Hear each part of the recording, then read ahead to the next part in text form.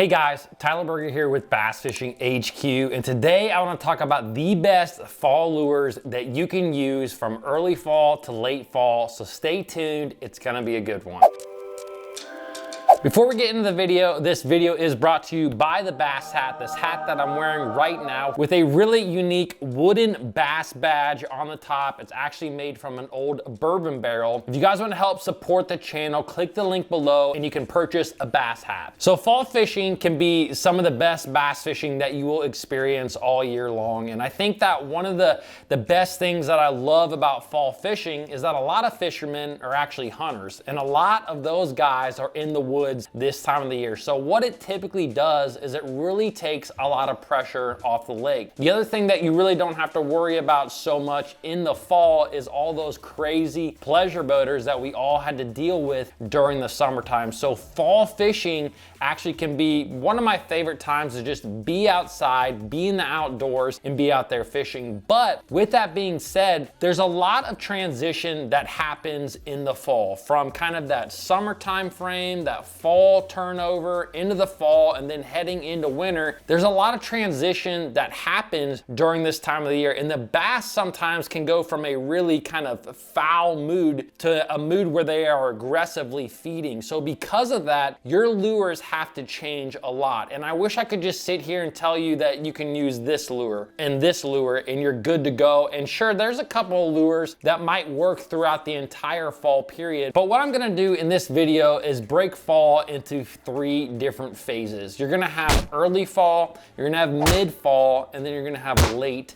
fall. And in each of those phases, I'm actually gonna give you 3 different lures for each phase that you can use to go out there and catch bass, as well as the kind of situation that I like to throw that lure in. So let's dive into the lures. So let's talk about early fall. And early fall is probably one of the most difficult times of the year to fish, because typically what you have during early fall is you have the fall turnover, basically where a lot of these lakes will actually flip. Now, I'm not gonna explain the fall turnover in this video because I actually already did it in another video, but the fall turnover can be an extremely difficult time to fish. And one of the best things that I like to do during the fall turnover is stay really shallow. With that being said, I really like to go up into creek arms, in the backs of pockets, and for the most part, I'm targeting wood cover. I'm maybe targeting riprap banks or rocky banks, maybe even docks. Whatever is in kind of the back of a creek or way up the river, that's what I'm going to fish. The first lure that I absolutely love in that situation is your favorite Texas rigged soft plastic. Now,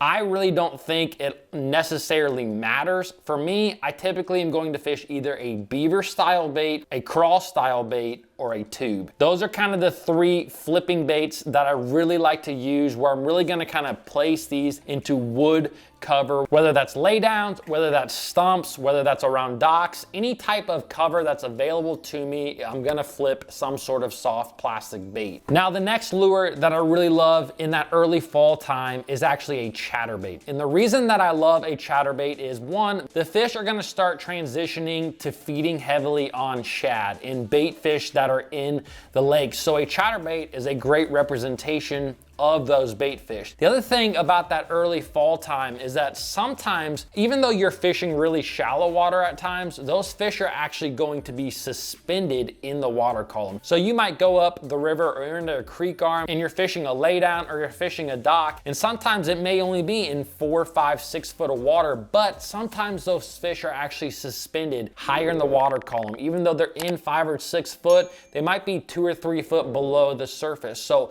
during that time, that's when I really like to use a chatterbait to try to help me pick off those suspended fish that may be relating to shallow cover. Now, during the early fall, not all my fishing is going to be shallow. That is what I like to do. That is where I feel like the best concentration of fish actually is, especially the catchable fish. But there are fish that are still biting out deep. They don't completely avoid the deep water. So in this situation, what I like to do is use a deep diving crankbait. And the biggest reason that I like to use a deep diving crankbait is because the fish can get really scattered during early fall, during that fall turnover. And so the best way for me to cover a tremendous amount of water is with a deep diving crankbait. And not only can I cover a lot of water, but those fish that have seen a lot of soft plastics, Ned rigs, drop shots, big worms, whatever it may be, sometimes you have to get those fish to react to a lure. So the best way to get them to react sometimes is with speed.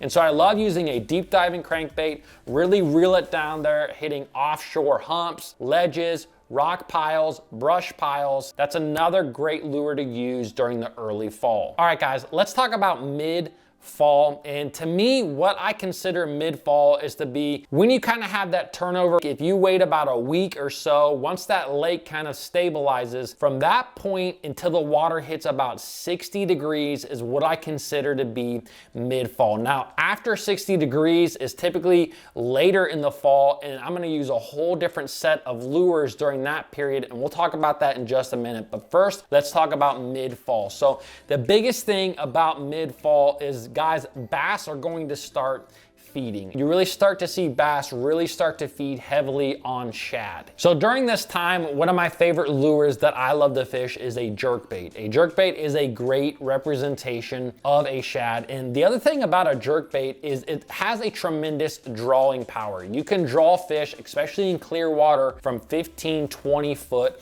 away. So you can cover a vast amount of area with a jerkbait. The other thing about a jerkbait is what you will see in the fall is that bass will be literally just concentrating on shad so much that they won't always be near cover. Sometimes they'll be in the middle of a creek feeding on bait fish, or on a flat feeding on bait fish, and a jerkbait is a great way to fish for those fish that actually might be suspended. Now, another lure that I love to use during the mid-fall time frame is a walking bait. And guys, I'm gonna throw a walking bait literally everywhere. Everywhere. And you might catch one on a riprap bank here. You might catch one on a grass flat here. You might catch one next to a dock here. There's a lot of different areas where a walking bait works, but to me, it's one of those baits that if you throw it, you're giving yourself a great opportunity to catch a big bass. So a walking bait is huge for me. I throw it everywhere. Now, something you see in that mid-fall time frame is you typically have a pretty good grass bite where the grass is still green and healthy. And a lot of times during this time of the year, you're gonna have a lot of matted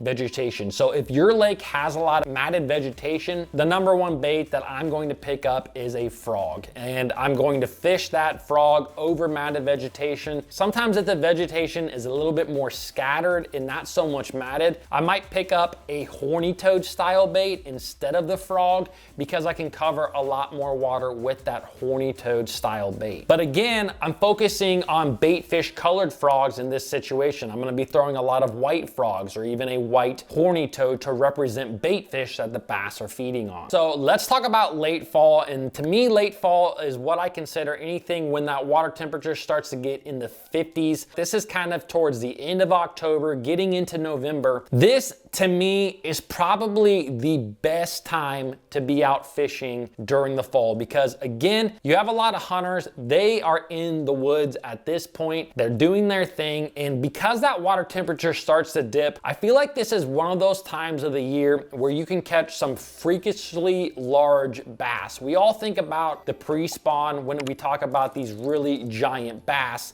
that kind of show up. And I think during this late fall time frame, when that water temperature gets into the 50s, once it's 59, and I would say all the way to about 47, 45 degrees, this is that time frame where you can catch some of the biggest bass of your life. To me, this is also just the best time to be out there fishing. The fish are fat, they're healthy, they've been feeding, and they're still actively feeding, getting ready for winter. Now, during that late fall, one of my favorite lures to pick up at this point is a jig. And I'm talking about a fairly big jig, you know, probably a half-ounce jig. And my favorite thing to do with the jig is actually work it down creek channel banks. A lot of times bass are gonna follow bait fish into the creeks, and they're gonna be way back in the creeks. But as they kind of start making their way back out to the main lake for that wintertime period, one of the best ways to catch them is by throwing a big jig up on freak channel swings. This is a big fish tactic. It can really help you to catch a lot of big fish during this time. Now, another lure that I absolutely love, it's always on the front deck of my boat during that late fall time frame, is a square bill. And a square bill, what I really like to look for when the water's in the 50s is off color water. Sometimes if you go up rivers and into certain creeks, there's water that's just off color and it might be 55 degrees and bam, this is the perfect time to pick up a square bill, whether that's a